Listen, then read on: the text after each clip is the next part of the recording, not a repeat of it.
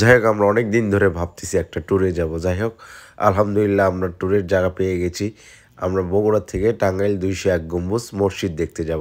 তো চিন্তা করলাম কিসে যাব, তো নৌকায়। ভাবলাম অনেকদিন নৌকায় বেড়াই না, তো আজকে আমরা নৌকা নিয়ে বেরিয়ে পড়েছি সারেখান্তি থেকে টাঙ্গাইল 201 গম্বুজ মসজিদ দেখতে।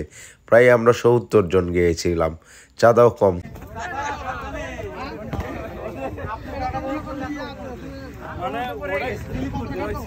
খুবই কম, 500 টাকা দিয়ে। তো অলরেডি আমরা চলে এসে এখান থেকে আমরা ভ্যান ভাড়া নিয়েছিলাম, ভ্যানে 20 টাকা করে। ওরা অনেকেই দাম বেশি চাইছে, যাই হোক আমরা 20 টাকা করে পার পিস।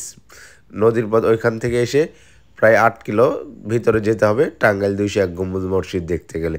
যাই হোক আমরা ভ্যানে গিয়েছিলাম এবং ভালো লাগছে, কেননা নৌকা পথে এবং গাড়ির পথে দুই পথেই ভালো বেড়ালাম। তো আল্লাহর রহমতে চলে আসলাম আমরা টাঙ্গাইল 201 গম্বুজ মসজিদ দেখতে। আর মসজিদটা দেখেন কত সুন্দর এবং খুবই ভালো লাগতেছে মসজিদটা দেখে, কেননা এর আগেও আমি একবার গিয়েছিলাম গাড়ি নিয়ে, এবার গিয়েছি নৌকাপথে। যাই হোক নৌকাপথে খুব বেড়ে খুব মজা পেয়েছি। তো যাই হোক আলহামদুলিল্লাহ, যদি আপনারা আসেন আসতে পারেন, ভালো লাগবে।